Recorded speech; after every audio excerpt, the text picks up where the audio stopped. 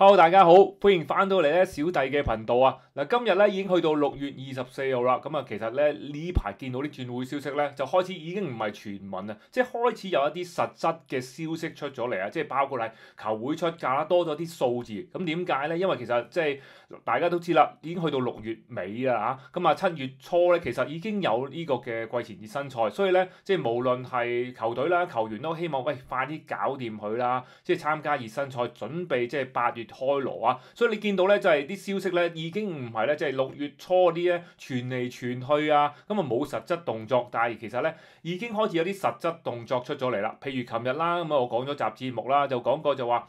馬天仔就俾拜仁睇中啦。咁啊雖然係只不過喺呢一個嘅即係轉會名單上邊嘅啫，咁但係咧阿仙奴咧都有啲數字出咗嚟啦，就話想用即係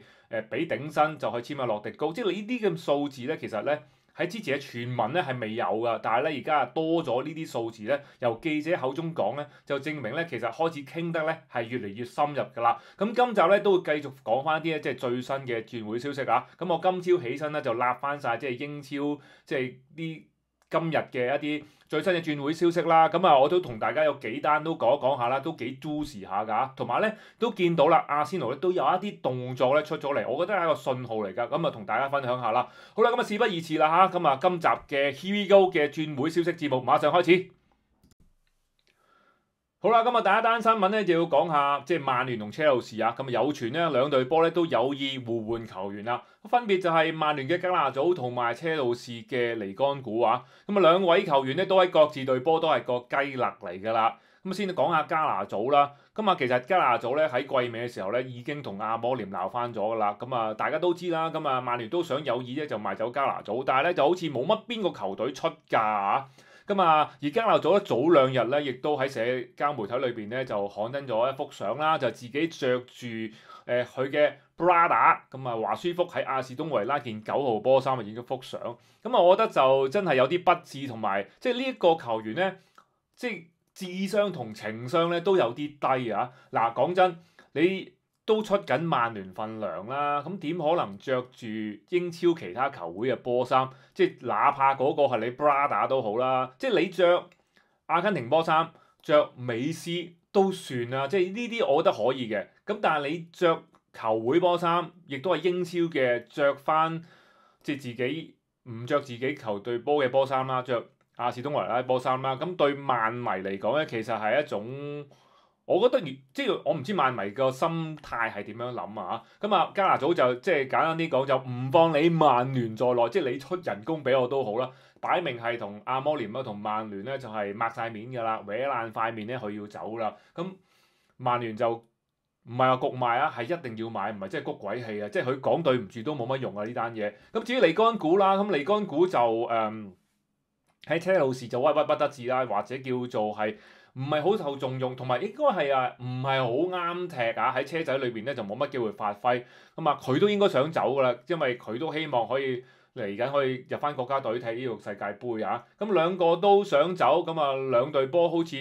都不如互換下啦咁樣，咁啊都同大家講講兩個嘅一啲數據啦嚇，咁睇下邊個換邊個化唔化算啊！咁啊嗱先講講尼干古啦，嗱尼干古咧就。上季喺聯賽咧就出場咗27次啊，不過咧得9場波咧係正選上陣嘅啫，咁啊入咗3球波，有2次助攻，平均90分鐘嘅入球加助攻咧係大約0.19個啦嚇，咁啊射門有27次，12次射中㗎，命中率咧就有57.1%啊，都算唔差㗎啦。咁啊，如果睇翻 Transfer Market 嘅身價咧，就係3500萬歐元左右啦嚇。但係其實之前咧車仔咧曾經開價咧係7000萬歐元想買㗎，但係我相信咧就呢個日價就應該冇人用7000萬歐元咧就買尼干古㗎啦。咁啊，另外至於加拿祖啦，咁加拿祖就出場就次數就比尼干古多好多啦。咁聯賽咧就踢咗36場，有23場咧都係正選㗎。咁啊入波有6個，助攻有2次。咁啊每90分鐘嘅入球加助攻咧就0.33，就明顯咧就比尼干古就係高㗎啦。咁啊射門次數方面啦，咁有57次射門，30次射正，咁啊射門命中率咧就略為低少少啊，得52.6%。咁啊如果計晒佢啲非12碼罰球嘅 expected goal 嘅話咧，90分鐘就有0.36個，咁啊叫做多啲啲啦嚇。咁啊市場價咧transfer market咧就4500萬歐元，咁最主要就即係年紀輕啲啦，咁啊加拿祖咧都係得20歲嘅啫。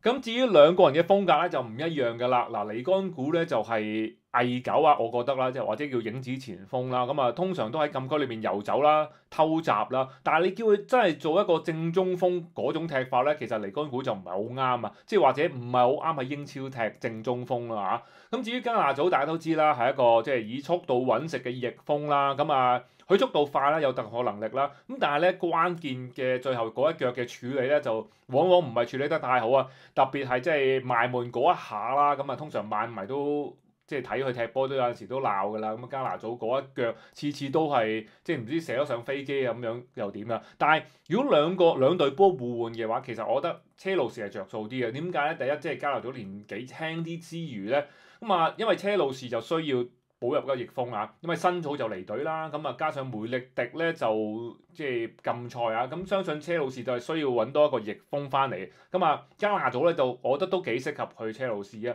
至於尼干古去呢個曼聯，我覺得就唔係好啱阿摩廉嘅進攻體系，即係阿摩廉打3-4-3啦，咁尼干古又做唔到做中鋒嗰個支點，但係你叫佢打3-4-3前邊嗰三個嘅左右兩邊咧，佢嗰個助攻能力咧又唔係真係太強啊。即係等於我覺得介乎曼字好啲咯，即係進攻屬性比曼字好啲，但係助攻能力其實佢亦都唔係強嘅話咧，咁尼干古去到曼聯咧又未必踢得到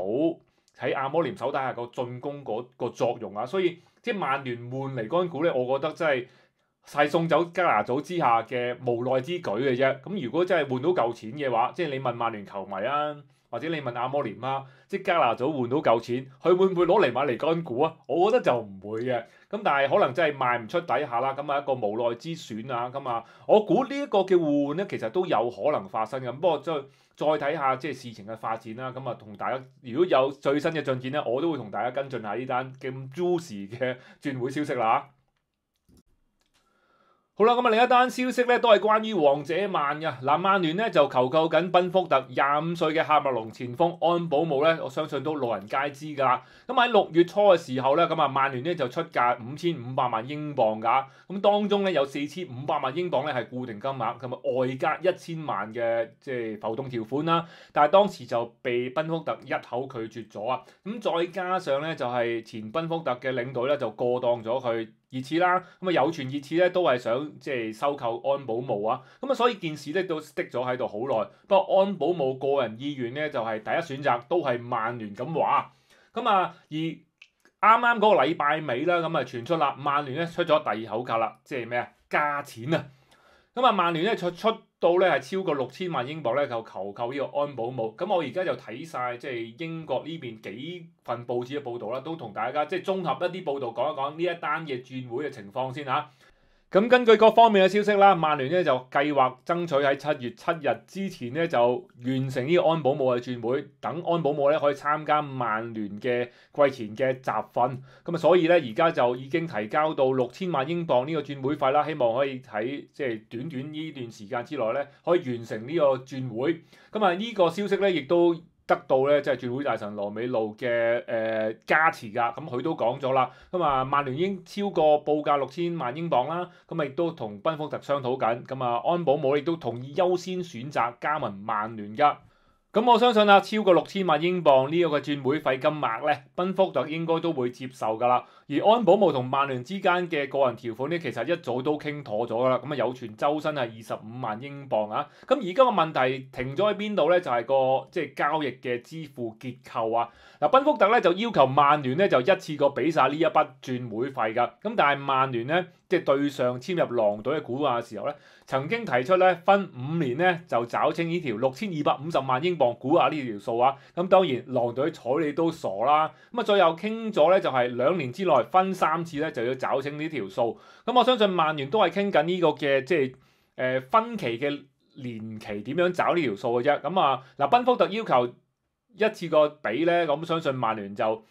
唔想噶啦，唔係俾唔起啊，即係曼聯都仲要買其他嘅位置，包括中鋒嘅位置啊，咁啊就唔想喺古亞身上咧就用晒今年所有嘅預算，都希望分期俾錢。咁啊，至於要分幾多期咧，咁啊我相信喺呢一個嘅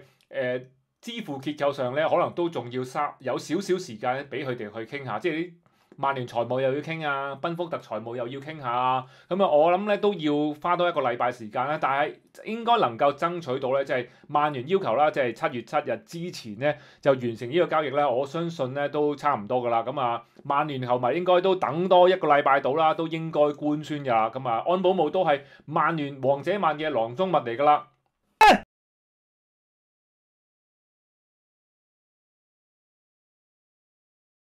冇錯啦，今日阿迷咧都係整個夏天咧都係等緊咧阿仙奴簽入一個嘅識入波前鋒啦嚇。咁啊6月初嘅時候咧，大家都知咧阿仙奴嗰個中鋒嘅目標人物啦，唔係萊比錫嘅沙斯高，就係即係史普廷嘅基奧基尼斯啦。但係兩個人嘅解約金額咧都係貴㗎啦。咁啊萊比錫咧將沙斯高定為8000萬歐元啦。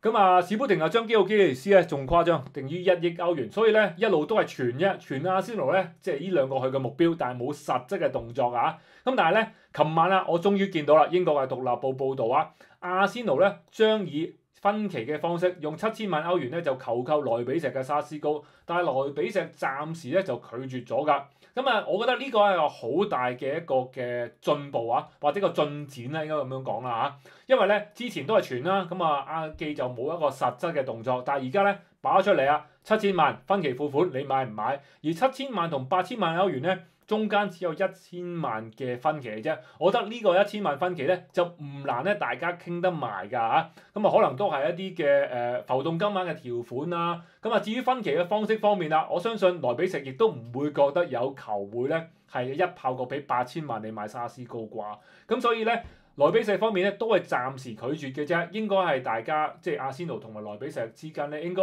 都會有一啲金額上嘅分歧咧，係大家睇下點樣傾埋去啦。同埋萊比錫來季係冇歐聯資格㗎，即係話萊比錫其實都有出售球員方面嘅壓力㗎。咁啊，雖然沙斯高唔係佢唯一可以賣到嘅球員啦，賣到錢嘅球員啦，但係大家都希望啦，咁啊7月初之前喳喳搞掂佢啦。咁啊兩邊都要季前集訓咁。既然你都知道留唔住沙斯高嘅話咧，不如喺呢個嘅即係季前集訓之前咧就賣走咗佢。咁你哋集訓，即係萊比錫集訓又好，阿仙奴嘅季前集訓都好啦嚇，都可以即係完完整整地咧可以有球員可以即係早啲加盟、早啲集訓嚇。咁啊同埋即係如果最後傾唔埋啦，即係話阿仙奴同萊比錫傾，發現萊比錫即係好硬淨啊，8000就企硬啊，或者分期付款方式又好辣手底下咧，咁一早知道傾唔掂咧，不如早就轉另一個目標啦，即係 Plan B、Plan C、Plan D 邊個都好啦，咁啊唔好喺一棵樹度上邊吊死啦。咁啊希望啦，咁啊可以等阿迷咧就夏天即係譬如大家都知道啦，咁啊嚟緊阿記就會去亞洲踢比賽啦、表演賽啦，咁啊去香港踢啦，咁啊希望可以帶到沙斯高或者帶個新前鋒嚟到啦嚇。好啦，咁啊今集轉會消息咧就同大家講到呢度啦。咁啊，如果當有再最新嘅進一步嘅消息嘅話咧，我都馬上會同大家做節目咧，同大家跟進翻㗎。咁如果唔想錯過小弟嘅即係節目嘅話咧，就記得訂閱翻小弟條湯米撈頻道啦，可以 like share comment 多啲同我傾下偈啦。咁啊，亦都可以咧加入小弟嘅會員頻道咧，實質咁支持我嘅。好啦，咁啊今集節目就去到呢度啦。咁啊，下集翻嚟再見。好，拜拜。